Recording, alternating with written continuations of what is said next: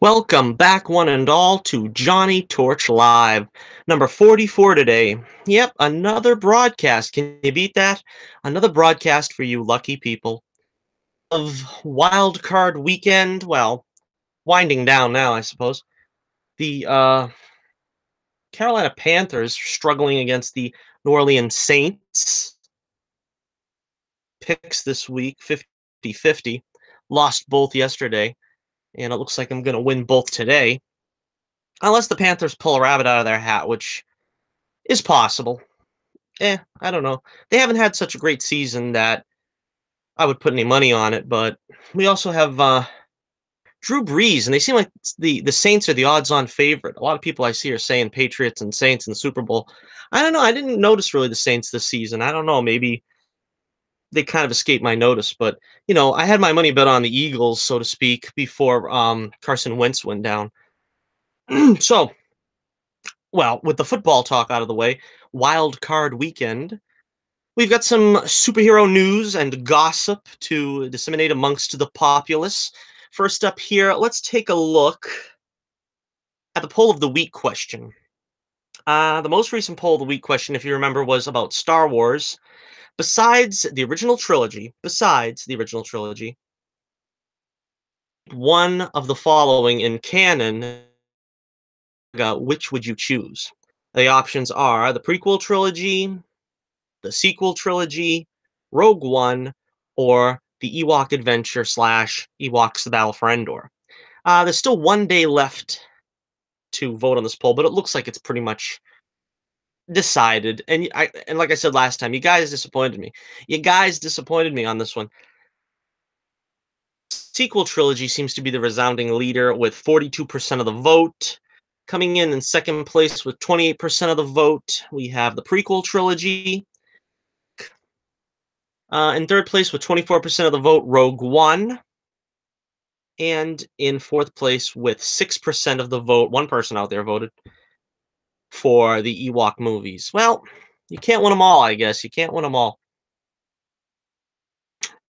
That's the way it rolls. Okay, let's take a look at what the poll of the week for this week is. I already put another poll up. Like I said, there's another day left for that one if you want to see if you can influence the results in that poll. But chances are, with 100 votes too, I got a big turnout. Chances are I'm not going to get any more votes in that one. All right, this week, the poll of the week question is, and I've already had a good turnout for this one. It's only been up for about 24 hours, but what is the attribute that you most believe makes Spider-Man so popular? And the four choices I've given you are his money and girl troubles, his wisecracks, his costume and powers, or the fact that he's young and in high school. 75 votes so far, so this has been a pretty popular topic as well, pretty popular poll. Standing at fourth place with 7% of the vote is money and girl troubles. That's so low because I think most people usually say, well, the reason why Spider-Man's so popular is the relatability. He struggles just like we all do, to make ends meet, to keep a relationship going. But that came in last place so far anyway. In third place with 25% of the vote, surprisingly also the costume and or powers.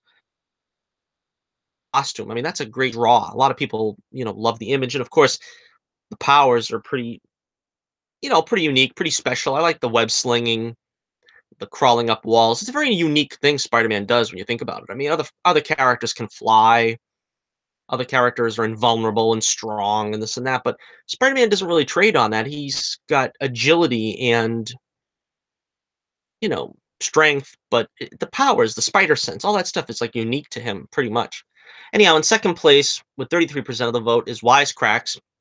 Again, I thought that was a popular choice, and it's been going back and forth between this choice and the number one pick, which seems to be surprising to me. The number 35% of the votes say because he's young and in high school. He is like my least option. I mean, I always said I think Peter was more interesting when he was in ESU, that era when he was sort of post Gwen Stacy and pre Mary Jane marriage, sort of in college, and the series kind of opened up to a lot of different things, possibilities. Proposed to Mary Jane, and she turned him down. And interesting time. Black Cat had a dalliance with him, so to speak. Deborah Whitman and other female characters came and went at the time. So yeah, that's the way it turned out so far. But you still have 5 days to vote on that one, so you got plenty of time to let your voice be heard, as it were.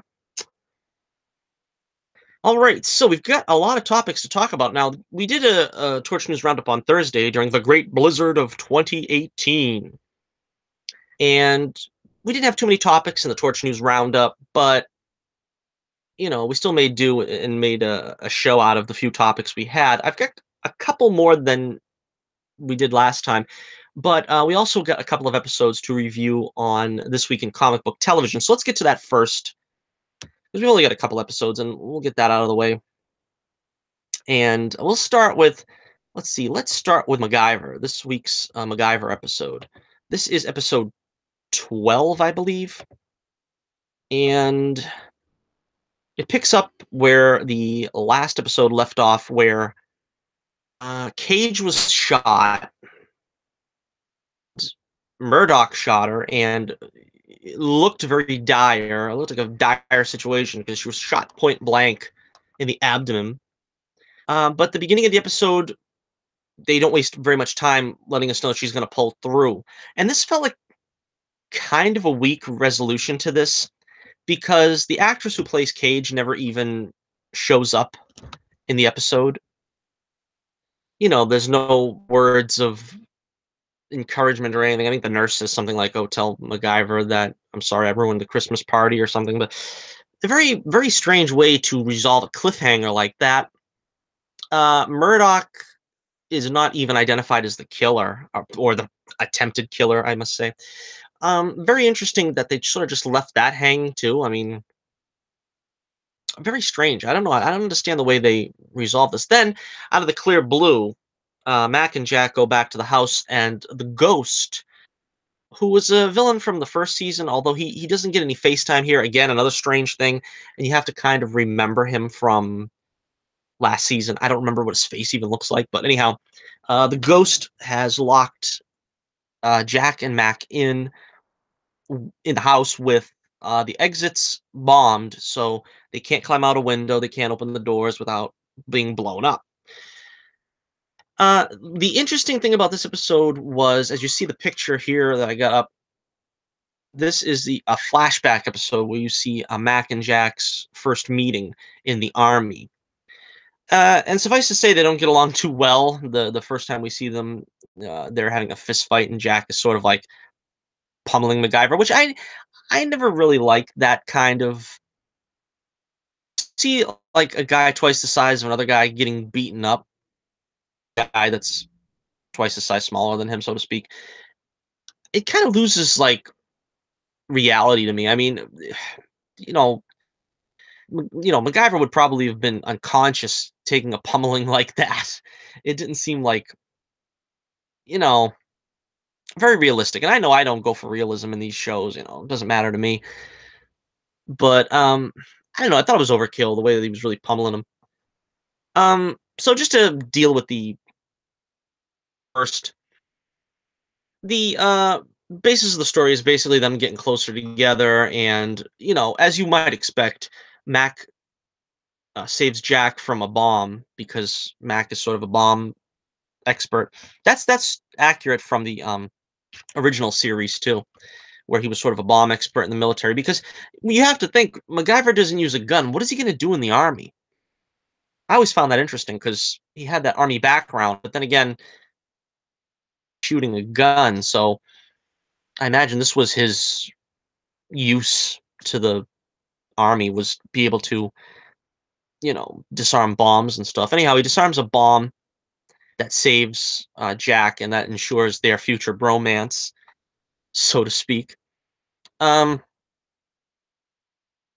all right, so going back to the present day, let's see. they need to disarm the bombs at the same time because there's a bomb that's gonna blow up the whole city, and there's a bomb that's gonna blow up their house.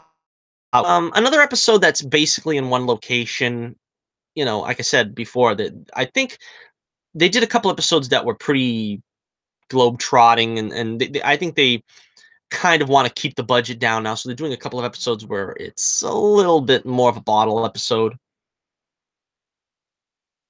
So they, call on, Mac's friend Charlie, I think was his name.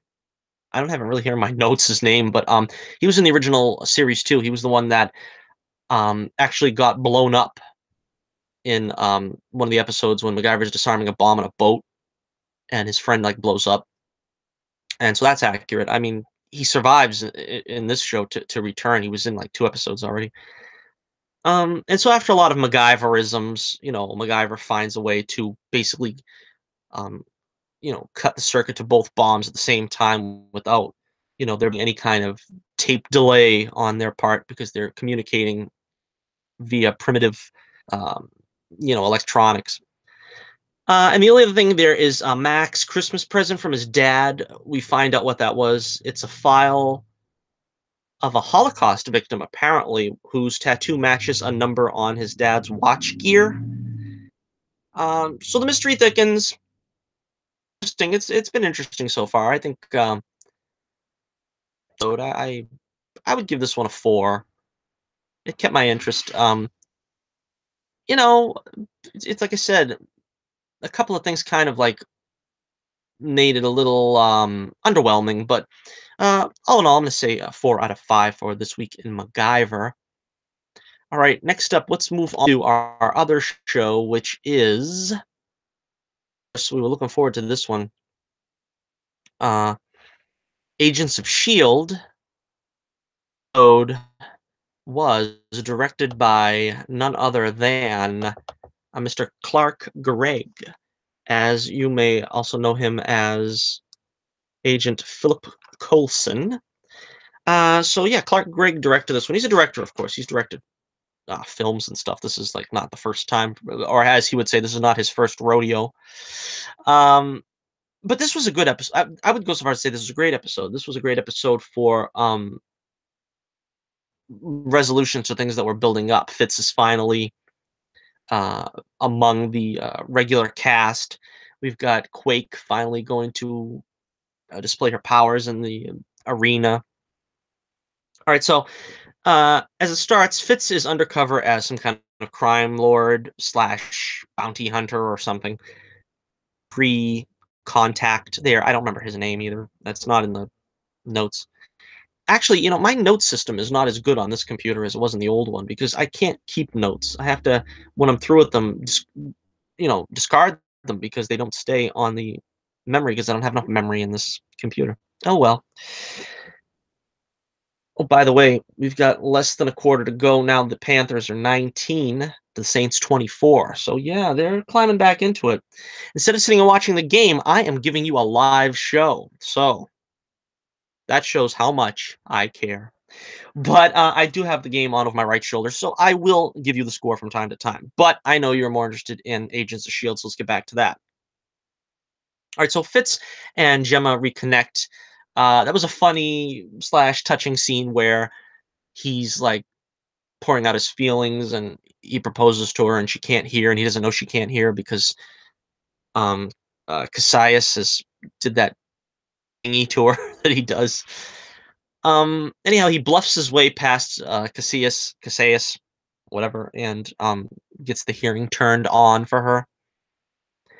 All right, in the meantime, there's this black kid named Flint who um he gets, you know, get Terrigenesis just and Yo-Yo zaps him to safety before the people can see his new powers.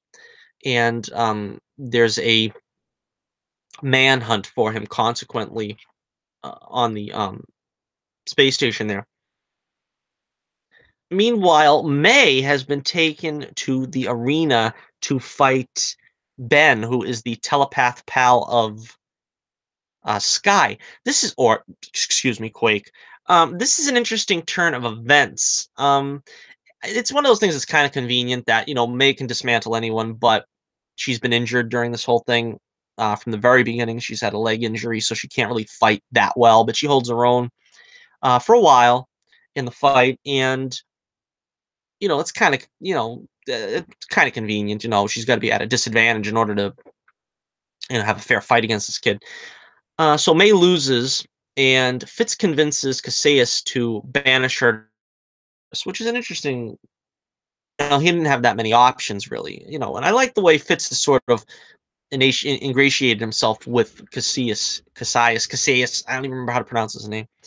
But he's ingratiated himself as like this kindred spirit to him, as some kind of buddy, and like he's trying to put on this air of being ruthless and aggressive, and teach the slaves a lesson and this and that. When we all know that this actually has become quite a good bluffer, going back as far as like the second season. I mean, was it the second season? Yeah, when he started looking for Gemma, I think that was the third season. Yeah, the second season he was like brain damaged. But anyway, he's grown as a character a lot after the first couple of seasons to not be quite so timid. He's convincing doing that role. So anyhow, Casillas kills Ben for lying, that was a shock to me. Because anytime they have a hunky guy on the show, you think, oh, they're gonna set him up with Sky, because Gemma and Fitz are a couple, and that's just gonna be always the way it is. But I mean, they're gonna set somebody up with Sky, you figure. So no, they didn't even get that far. They kill him off before, he was only 2 episodes in before he gets killed off. All right, so Grill, the fat guy, slave driver there, captures the trio, Mac, Yo-Yo, and Coulson, and Flint, and he gets clobbered by Flint's new rock throwing power. He can, I guess, geographical specimens and form them together as a big rock and throw power. Seem to be anyway. I guess he's got power over minerals or something like that. And Casillas' brother shows up. Now that's who we have in this picture here on the left. Very interesting coloring for Casillas, because this deep blue like his brother is, but he's sort of like this outcast as they sort of built up during the whole episode, and he isn't even that blue, so it's kind of like an interesting thing. But Casillas' brother, I don't think they even mention his name, but he demands that Sinar faces Quake, putting a crimp in Fitz's plan, because Fitz, I guess, apparently wanted to try to, buy Quake as the destroyer of worlds, and I guess maybe also try to buy Gemma, although I don't really know. He was kind of, hedging his bets whether Gemma was for sale. I don't know. So Tess gets killed by the Kree for hiding Flint, or covering for Flint, really. And that was another surprise to me. It's like they're really, cracking down on their supporting characters. They're eliminating all of them, really. We meet a character, and the next thing you know, they're gone. That's like the little girl or whatever she was that Gemma was helping in the earlier. They don't really seem to be wanting to keep these characters around for, you know, storytelling purposes. It's like they have their use and then they're gone. It's an interesting way of doing it. Um, all right, so Sonar has to face Quake, and Sonar also has interesting coloring. She has like the opposite. She has like white around the eyes, blue around the eyes, and the rest of him is pretty pale. You know, color scheme going on there. So Quake has to fight Sonar in the ring, in the arena. Uh, Sonar down eventually. Fitz shoots some guys with a smuggled gun, and Simmons slashes Casillas, which I thought was pretty brutal. I thought his head was going to come off with that. Seriously, right? I mean, it's just like, I mean, that's our little girl now. She's a Jack the Ripper. I don't know. I mean, anyone were in her position, they would do the same thing. So I'm not, placing any aspersions on her for doing that. But apparently, it didn't hurt him too badly. He seemed like he was still in, you know, functioning order. All right, so the trio get away, but Quake's powers are nullified by the inhibitor by Kasai's brother. And the show ends with friend in his natural blue form leaving the ship.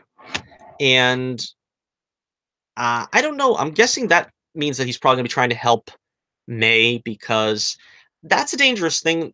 I mean, May's already injured as it is, and then she's going to have those roaches, or whatever they want to call them, you know, having to fend for herself on the surface with those things. That doesn't sound very. So, another interesting thing is Deke hasn't been around for the whole episode. I forget where we left him because it's been 2 weeks since between episodes. I forget what happened to Deke. I know he was. I don't know. He said his father was on the surface. I remember, and Coulson kind of got fed up with his sort of playing both sides of the table. But I don't know. I don't remember what happened to him, but that was interesting. It was a good episode. It was a really good episode.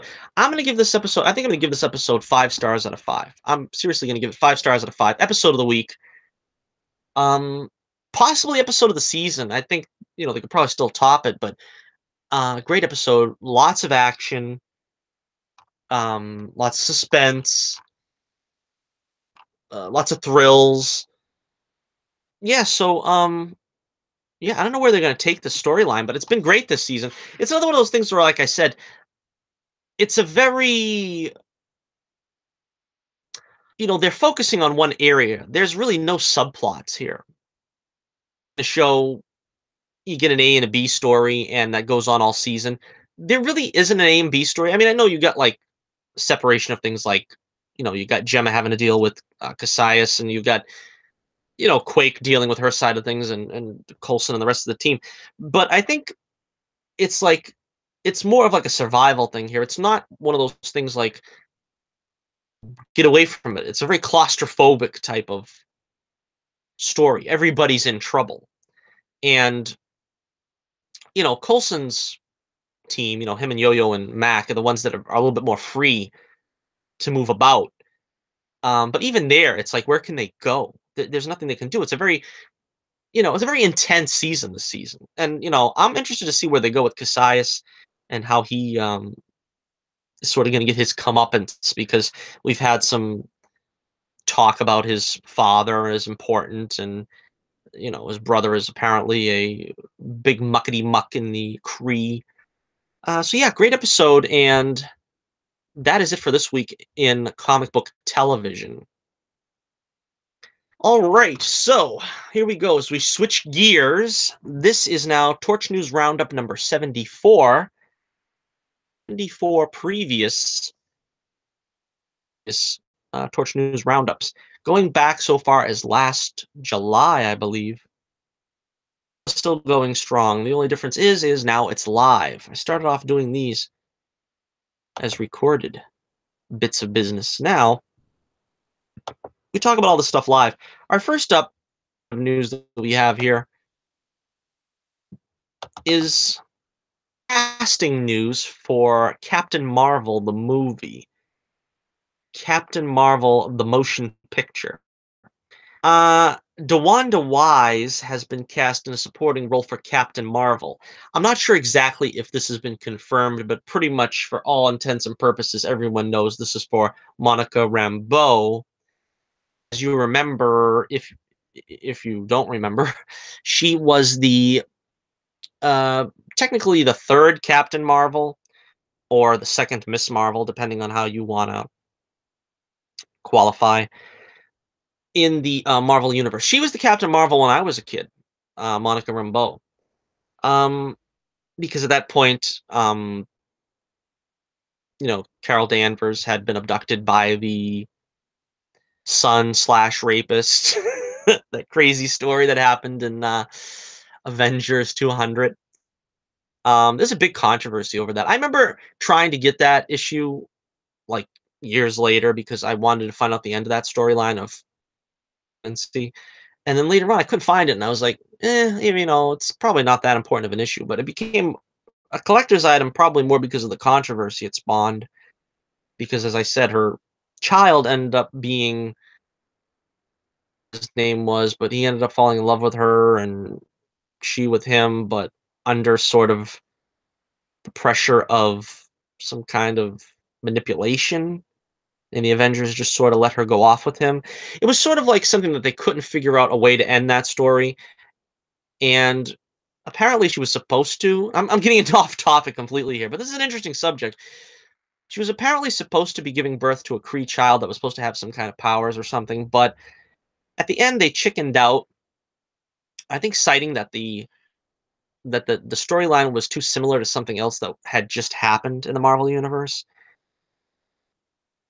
They came up, I think it was Richard Shooter who came up, oh, Jim Shooter, I mean, excuse me, that came up with a storyline for this that sort of wrote Miss Marvel out for a while. And of course, when she came back, Chris Claremont handled the aftermath where she came back as a broken alcoholic, and nobody came off looking good in the story. So it's one of those things that I kind of wish they would try to do a good version of this in a movie.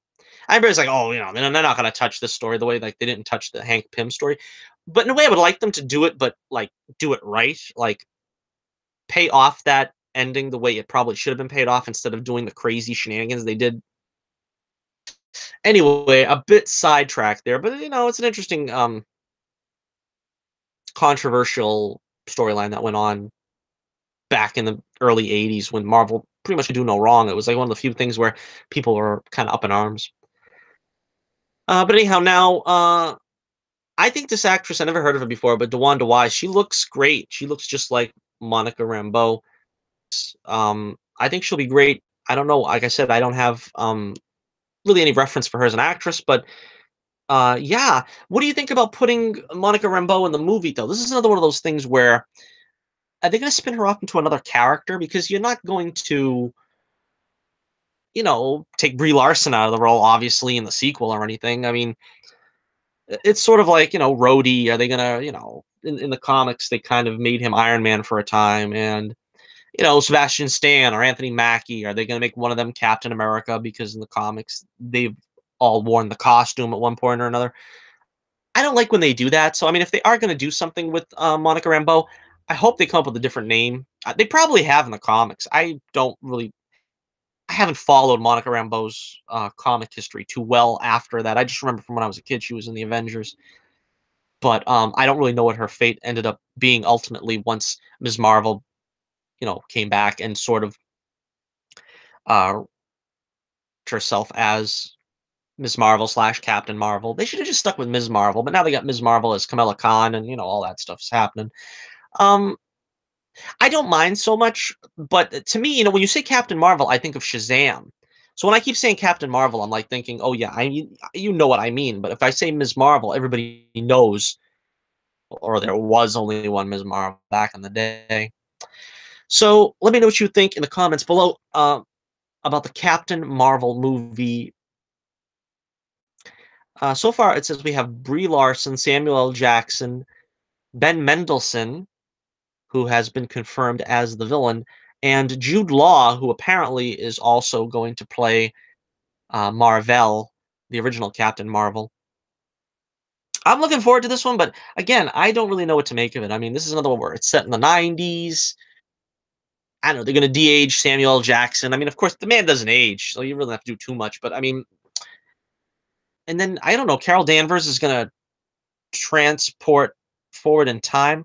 That's another thing. I mean, where does that leave Monica Rambeau? Is she going to come through time too, or is Carol not going to age because maybe she's off in space and time is not going to be the same there for her as it is for the rest of us? I don't know. Your guess is as good as mine, but we'll find out. What is it? A year from now? Yeah, time goes by quickly. Captain Marvel news, I'm sure. All right, so next up we have. Let's see. This is a brief story I got here from the Ant-Man and the Wasp story. The news of the upcoming movie. Peyton Reed, where he discusses some of the ongoing things happening here with the film Ant-Man and the Wasp. And he talks about the characters and breaks it down sequentially like this. For Scott Lang, the events of Captain America Civil War gave us something clear, which is What was Hank Pym and Hope Van Dyne's reaction to Scott having taken this technology out into the world in Civil War? Playing around with that, and we play with size and scale a lot. I love the idea of Giant Man. For Hope Van Dyne, this is really her coming out party as a hero. Her power set is fantastic. She and Scott both shrink, but there's the flying and the fighting style of the Wasp, which is different from Ant-Man's. It's interesting. All right, Hank Pym.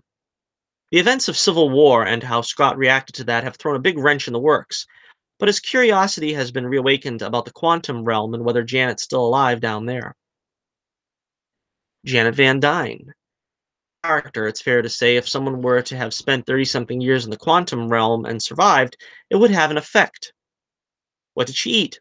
All she eats is cereal called Quantum Krispies. So there you have it. That's a little taste of some more stuff going on in the world of Ant-Man and the Wasp. Personally, I'm really looking forward to this movie. I like the first movie a lot, um, and it was just a lot of fun. The character of Ant-Man in the Civil War, I thought he was great. Of course, you also have everyone's dying to see the Wasp in action. She generally outshines Ant-Man in the comics, and I probably would expect her to do the same here. But Evangeline Lilly looks great. All right, we're gonna move on now. Let's see. Less than 5 minutes to go in the game, and the Saints are up 31-19 over the Panthers. Yeah, pretty interesting game going on here, but I think it's just too little, too late. All right, let's see. What do we got here now? What else have I to offer you, my loyal listeners? Well, we've got news about Legion Season 2. Season 2 will be coming out soon. We've got a release date for that. Let me see if I can find it. Uh, Actually, no, I don't have a release date for that, but I believe it's in March. March. I don't remember for a fact. I got a whole list of interview things to read here, but I don't have the release date. I'm pretty sure it's in March. Okay, so let's see. They were at some kind of con. I don't remember where either, but my note-taking skills is dubious to say the least. Here from a con with executive producer Noah Hawley and the uh, star David Haller. All right, so Noah Hawley said that the Shadow King, Nevid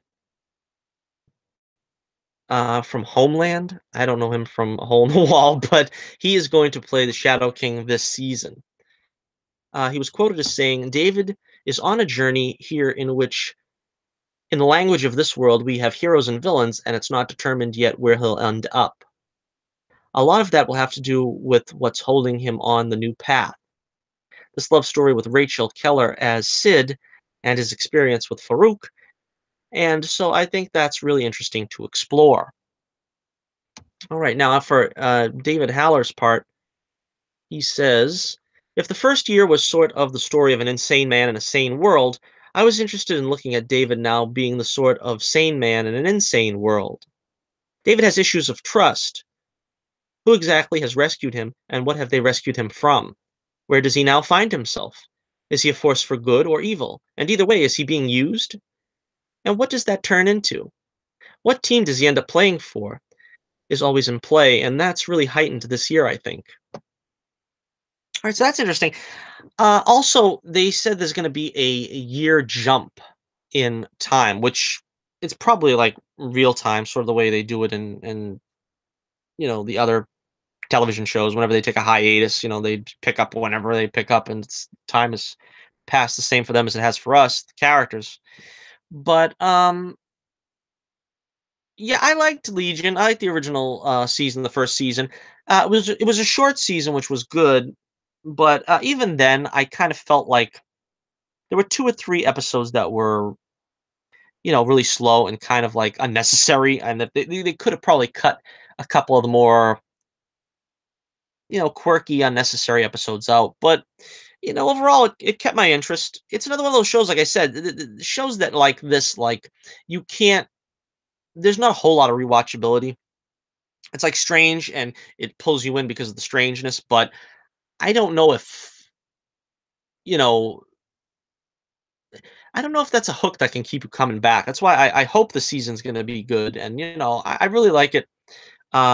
Rachel Keller, oh, so beautiful, and I love David Haller. His work here is just great as right as David as David.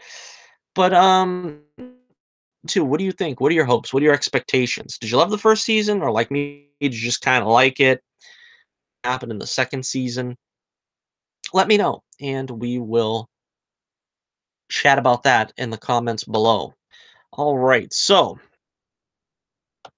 we've got Palooza, a Thorapalooza. This is a lot of interview stuff has been coming out with because he's out there promoting his new movie. What is it called? 12 Beyond or something like that. I don't know. I haven't even been paying attention really, but it's a Gulf War movie.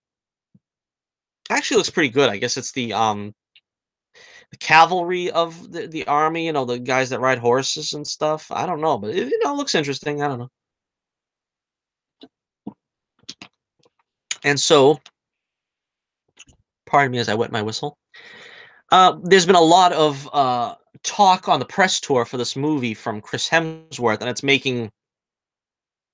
it's making copy all over the place. So from various sources, I've culled a bunch of comments Chris Hemsworth has made about his potential return to Thor. Now, as we know, or if you don't know, his contract is up with the end of the second Avengers Infinity War movie, or whatever it's going to be called. Anyhow, the fourth movie.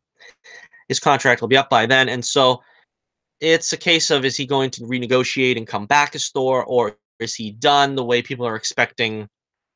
And Robert Downey Jr. will probably be done at the end of Infinity War.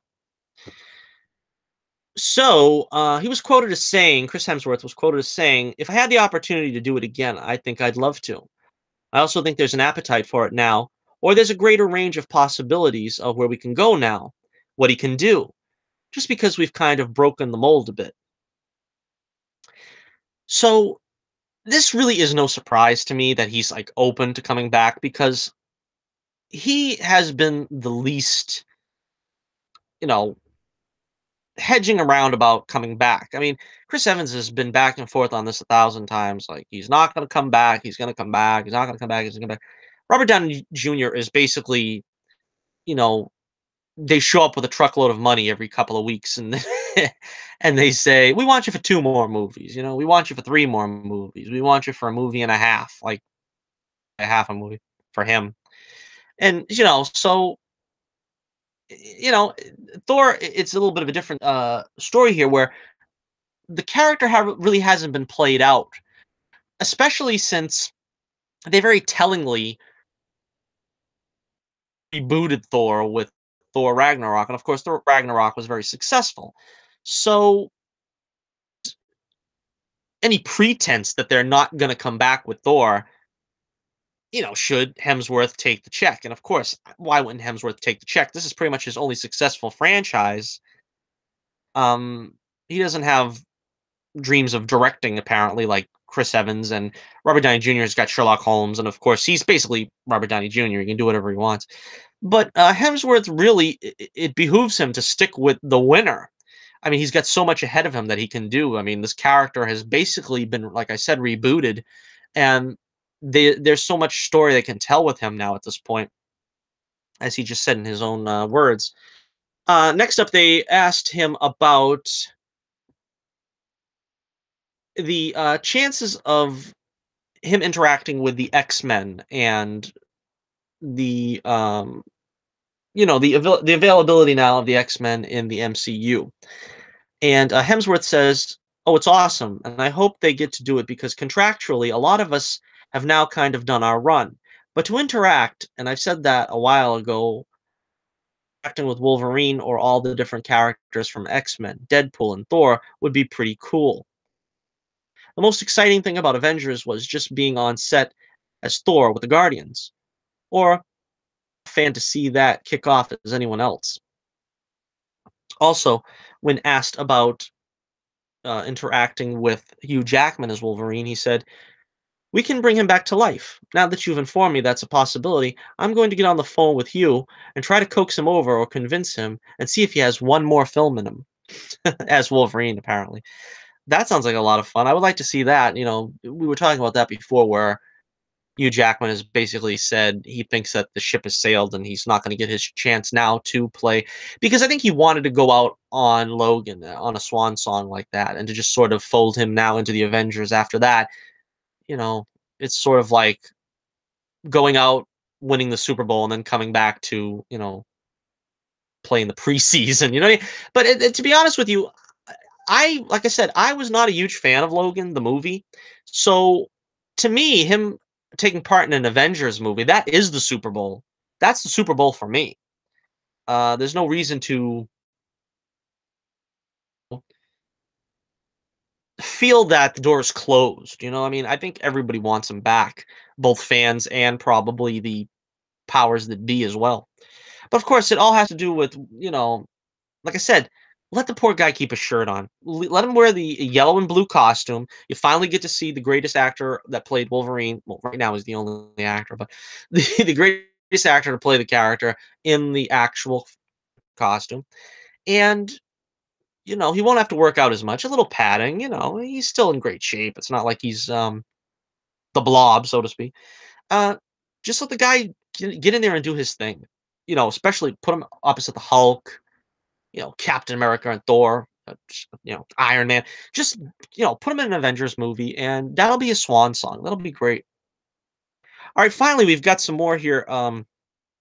Chris talks about uh, his future in Star Trek, because as you remember, he was originally slated to play George Kirk in the fourth movie of the Star Trek rebooted franchise. And then, of course, the whole thing came to a head with Quentin Tarantino, and Tarantino approached J.J. Abrams with the idea for Star Trek film. Now, nobody knows really exactly what that entails. Is that in the Kelvin timeline, or is that something completely different? Is it in the timeline of another Star Trek? Is it in the timeline of the Next Generation or Discovery or whatever? So they asked Chris Hemsworth if he knows anything about this uh, Star Trek sequel that he's supposed to be attached to. And he was quoted as saying, "I don't know. It's a reminder to call JJ and ask the same question because I haven't heard any updates on it either." Just the fact that he had a way of reinserting the character into the world. I can't say too much. There's not even a script, but I always thought maybe there was a possibility of him coming back in some way. I didn't know how or what, but he was pretty enthusiastic about what they had planned. Speaking of J.J. Abrams. Of course, now this also is going to probably take a back seat because J.J. Abrams, as we know, is going to be taking over the uh, Star Wars Episode 9 directorial duties. So this is not probably going to be on JJ's radar in the near future. And since it's been about 2 years already since Star Trek Beyond came out, or whatever it is, a year and a half, they really do have to start getting all the ducks in order here to start getting us another Star Trek film, because for whatever reason, they take about 3 years in between movies to make Star Trek movies. And I guess maybe that's to accommodate Chris Pine and J.J. Abrams. And of course, because Abrams got, that's why directorial duties were handed off to someone else. Um, Simon Pegg, I believe. Did he directed that one? I forget. It's been a while. Anyhow, so let me know what you think. It looks like Chris Hemsworth in this picture is very excited about the possibilities before him. I think it was very fortunate that he played George Kirk, because that character probably wouldn't come back, and there really is an interesting story there now to bring him back, because you got a great actor like Hemsworth to for this story. How did he survive? Well, that whole movie's about time travel. It's possible he survived the Kelvin explosion, I suppose. If not, I've heard rumors of the mirror universe storyline being used where perhaps he will be taking the place of Kirk. One of those things like Flashpoint Paradox, where instead of Kirk surviving and George Kirk dying, instead of Jim Kirk surviving and George Kirk dying, the opposite happens. I think it'll be interesting if we ever get this movie. I'm not a big fan of Tarantino as it is, so I'm not really, putting my chips on him making a great Star Trek movie, but we'll see what happens. We'll see. All right. As we continue on here, we've got one more story to go. Illustrious coverage today. And it is the story of Lindsay Lohan has been actively campaigning to play Barbara Gordon, aka Batgirl, in the upcoming Batgirl movie. Last we heard, Joss Whedon was to direct this, although the powers that be have been backing off on that now because over, yeah, I don't know, Whedon's ex-wife was saying that he was an adulterer and a misogynist or something. I don't know, and that he shouldn't be looked at as a feminist or a feminist supporter. I don't know. I don't really care about that stuff, so it doesn't really matter to me if that's what the controversy's been.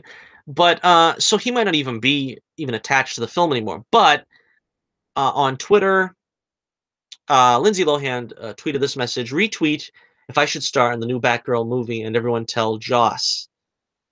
And of course, everyone has been taking the story and running with it because, you know, as I as I said, is this delusions of grandeur on her part or inspired casting? Now, obviously, she's a redhead, so she's got that going for her. But her career pretty much floundered after being pretty successful as a child actress, and then she got that's before she ended up having, as they say, personal struggles. And hopefully she's got her act together now. I mean, I hope so for her sake. Um, I would think maybe if you'd asked me this like 2005, I would say yeah. I don't know, but I mean, basically like 10 years ago, before all the crap and strangeness happened, or I probably would have said yeah, why not? But I don't know. I think there's just better actresses out there now. They've also been rumblings that Alicia Silverstone wants to come back to play Batgirl. Of course, she was the first. Well, she wasn't the first. Yvonne Craig was the first actress, but I mean, she was Batgirl previously in Batman and Robin, and she was quoted as saying, "I could play Batgirl better now than I did back in 1996. I believe it was 97." And that's probably true too. But it's like their time is kind of past. It feels like I don't know that I would really look toward them to play Batgirl now, and I don't have anything against either of them, but my choice for Batgirl, and this is my fan casting moment, I would choose Karen Gillian here from um, the Guardians of the Galaxy of Tomorrow. Well, she probably could be on Legends of Tomorrow. She'd be great in that too. But I think it's about time Karen gets a comic book character that doesn't look hideous. I mean, don't you agree? She looks great. She got the red hair as well, and another natural redhead. She's up for action roles and stuff like that, being Nebula and also in the recent Jumanji film. So I mean, she would be my pick, hands down, to play Barbara Gordon, Batgirl. She's the right age too, because J.K. Simmons is getting up there and he's playing Commissioner Gordon. So I mean, a lot of people are doing fan casting, thinking of someone in their early 20s maybe or something like that. But this is probably an older Batman if we're going by the Ben Affleck casting. So I don't think that she's going to be that young. That's why we also have a Dick Grayson that is supposedly already Nightwing, because there's going to be a Nightwing film apparently, which we haven't heard any news on that either. Uh, I would like to see maybe the Nightwing actor show up in the Batgirl movie, possibly for an first appearance of Dick Grayson. Um, What I would love to see would be a Batman family movie. Because basically all we've got so far from that is Batman and Robin, where we had Robin and Batgirl at the end of the movie. But to me, that's always been a great apt potential that hasn't been done yet. We haven't seen the Bat family functioning properly. We haven't seen I was gonna say Batman, but we could see Batman, Nightwing, Robin, and Batgirl in that capacity. That would be great to see them all in one movie. But you see, everybody wants to focus on Batman because he's the star, and of course, the characters. That's why these guys are getting spin-off movies. But Batman film, because you can't focus on Batman when you get all these characters that need screen time. But basically, I would be happy to see a Batman family movie starring Ben Affleck. But since he's not going to do it, I guess we could give it to Jake Gyllenhaal and then let him be our new Batman, and then have a Batman family movie with Batgirl and Robin. I don't know who they cast as Robin. We don't have a Tim Drake yet in the Batman universe, but yeah, we'll have to see. We'll have to see how that goes. But anyhow, yeah, my fan casting, Karen Gillian as Batgirl. All right, we're talking about fan castings now. I was going to close the show with one of my fan casting brainstorms, as I did at the end of the last episode. I fan casted this one, the Spider-Man Homecoming sequel. This is Spider-Man Homecoming sequel. I would title The Spectacular Spider-Man. All right, starring as Spider-Man, Dove Cameron as Gwen Stacy. Now, of course, Gwen Stacy, Dove Cameron is playing the voice of Gwen Stacy in the upcoming animated project, I think. So that's what gave me the idea. But of course, she does look like Gwen Stacy, so that's obvious casting. All right, Michael Mando as the Scorpion, because they did tease the Scorpion in the last uh, movie, Spider-Man: Homecoming. So he has to be fulfilled.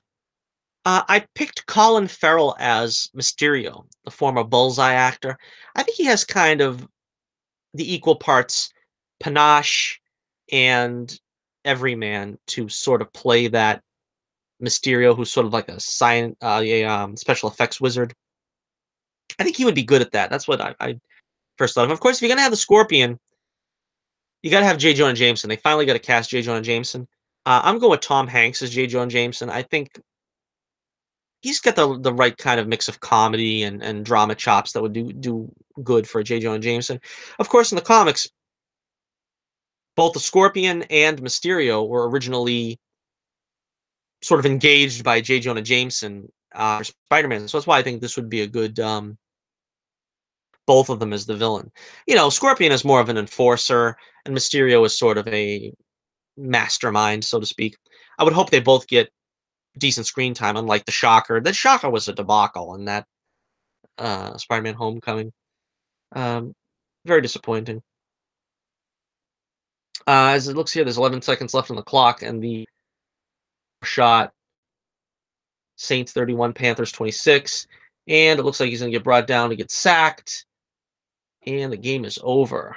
The Saints are going to the divisional round of the playoffs.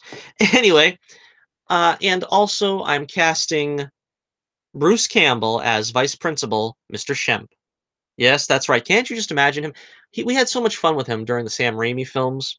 I know they're never bringing him back for Marvel, but it would be so much fun to see him like detaining Peter Parker in like detention or something, and tell me about your plans for the future, Mr. Parker, and just having him bluster all over the place and you know waste Peter's time. Basically, it would be so funny.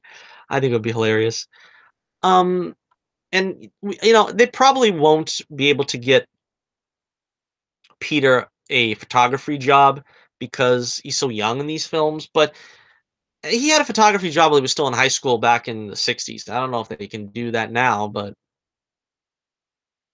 that's part of the character. I mean, we haven't seen I mean, I guess they did that with the him making YouTube videos and stuff, but we really haven't seen any interest with Peter in photography. I kind of was disappointed with that. I mean, even in you know, Spider-Man franchise, they did get a lot of things like that right. That Homecoming didn't get right. And to be honest with you, I still say Homecoming is a disappointing movie. The more I think about it, and the more a couple of times I've seen it, I I just get more and more disappointed with it. So my story for this one, I don't even have a story for this one. Let's just say the Queens high school, a bomb goes off, Mysterio destroys it all. Peter's the only one that survives. That's the way I would do it. Let's just get rid of all the supporting characters. I didn't like any of them. Um, Betty Brant would be okay, but I don't really see them because I mean, because in the story, Peter goes with Betty next. That's his first real girlfriend. So I would go that way, but chances are they're past Betty Brant again. Poor Betty Brant. And we're gonna have Gwen Stacy be the next. Now the problem is that they're never gonna do that either. They're never gonna use Gwen Stacy because of the Amazing Spider-Man franchise, and they don't want to look like they're replaying anything from the original. Um, but you know, what are we gonna do? We're just gonna keep pretending like we can never talk about Uncle Ben, never see Uncle Ben flashback, never can have Gwen Stacy in the movies, never can have Mary Jane in the movies. Oh, that's right. We've got MJ, which has basically nothing to do with the comic book Mary Jane. I mean, disaster. I just say scrap it and start over. We'll sacrifice Betty Brant. We'll say that, whatever, and we'll just start again with Gwen Stacy, and we'll bring in Harry Osborn, and we'll just take it from there, and we'll do the classic tragedy of Gwen Stacy. Then we bring in a Mary Jane actress. We just do the saga justice the way it really hasn't been done justice in you know any of the franchises, the Amazing franchise and the uh, Raimi franchise. Because even the Raimi franchise, as much as I love it, I think that y- you know there was so much more they could go to that they didn't go to with that. Like I said, start with Betty Brant and then go on to Gwen Stacy. We never got a chance to do any of that because it was basically him and Mary Jane from the beginning. So I think you get a good chance to do something interesting here with that if you know, take your time. And I was watching the behind the scenes stuff on the Blu-ray last night, and it seems like they honestly want to make a huge franchise out of this because everybody was saying, "Oh, Tom's young and we can, really see him grow in the role." But the problem with that is from what I understand, they've only got him contracted for 2 solo Spider-Man movies and 2 Avengers movies. And then the Sony deal runs out, and we'll have to see a big renegotiating thing and see if that's gonna happen. Is Sony got their brains on right enough to party going? I don't know. I don't know if I put that much trust in Sony's intelligence, so to speak. So we'll have to wait and see. All right, we've gone about an hour now, but I still had one more pitch I was going to make, so we'll do this one fast. We'll try to get this one in. Um, we've got my pitch for the new Ghostbusters movie. Now, we all know there was a Ghostbusters movie, oh, a huge debacle. Nobody liked it. It was a big thing with feminism, this and that.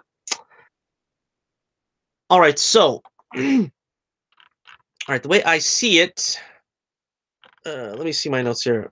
All right, the cast. All right, I would cast. I would call this Ghostbusters Legacy. By the way, Ghostbusters Legacy. I would cast Chris Pratt in sort of the Peter Venkman role. Zachary Levi in the Dan Aykroyd Ray Stantz role. Kevin Hart like in the Winston role, and Emma Stone in the Egon role. Now, this is not a reboot. This is going to be a sequel.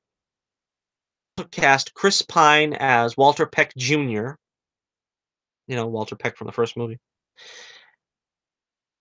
co-starring Dan Aykroyd as Dr. Raymond Stantz and Ernie Hudson as Winston Zedmore, with a special appearance by Bill Murray as the ghost of Peter Venkman.